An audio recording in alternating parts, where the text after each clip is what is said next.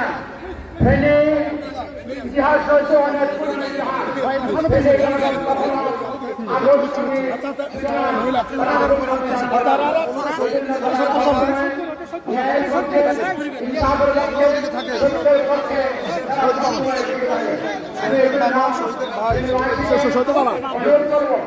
আগামী দিনে বাংলাদেশ করার জন্য অভ্যুত্থানের মাধ্যমে যারা নতুন বাংলাদেশ করার সুযোগ পেয়েছি কাজে লাগিয়ে আগামী 12 ফেব্রুয়ারি নির্বাচনে আমাদের যে পক্ষে যারা প্রার্থী রয়েছেন তাদের পক্ষে দাঁড়িপাল্লার পক্ষে ফেনী জেলা এবং ইন্দোরের পক্ষে আমাদের নির্বাচন ভ্রমণ থেকে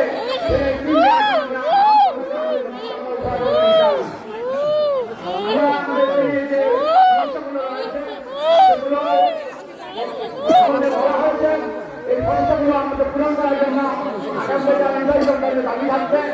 এখানে একটা কথা যদি বলতে হয়, যেমন আমাদের পাবলিক বিশ্ববিদ্যালয়, সরকারি মেডিকেল কলেজ, এগুলো কোনো বিষয় ছিল না। আমাদের এখানে প্রধানমন্ত্রী পেয়েছিলাম দুর্ভাগ্যজনক হয় যখন নেতৃত্বে ব্যর্থতার কারণে আমরা আমাদের হয়নি।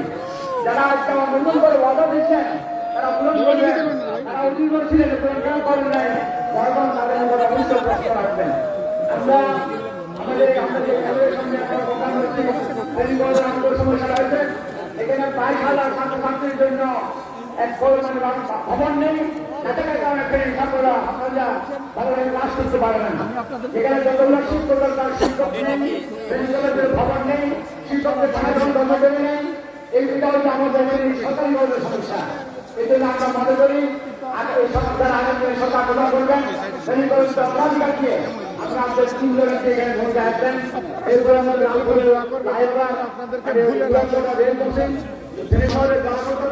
বিশেষ করে দেওয়ানগঞ্জ থেকে এখানে আপনার ময়লার বিভো করা হয়েছে, যার কারণে অঞ্চলে লোকেরা